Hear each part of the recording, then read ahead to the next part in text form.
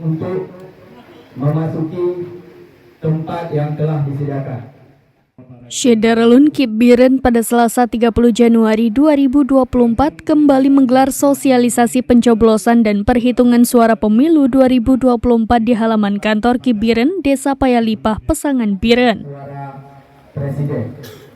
Dalam simulasi tersebut, seorang memilih membutuhkan waktu minimal 3 menit untuk mencoblos hingga memasukkan kertas suara ke kotak suara. Simulasi diibaratkan berlangsung pada satu TPS diawali dengan perangkat kerja yaitu KPPS bertugas di meja masing-masing, anggota Linmas, di pintu masuk serta para saksi dari partai. Pekerja diawali dengan pelantikan dan pengambilan sumpah KPPS. Setelah itu dilanjutkan dengan membuka kotak suara dan melihat isinya. Kemudian petugas memanggil warga yang sudah mendaftar satu persatu untuk mengambil kertas suara yang sudah ditandatangani KPPS.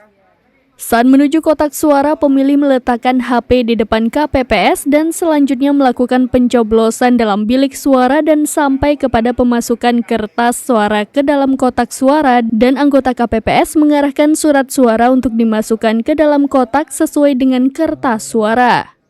Sejumlah warga yang dilibatkan dalam simulasi mengatakan membutuhkan waktu rata-rata 3 menit, itu pun bagi pemilih yang sudah pernah melakukan pemilihan sebelumnya. Lamanya di bilik suara adalah saat membuka dan melipat kertas suara.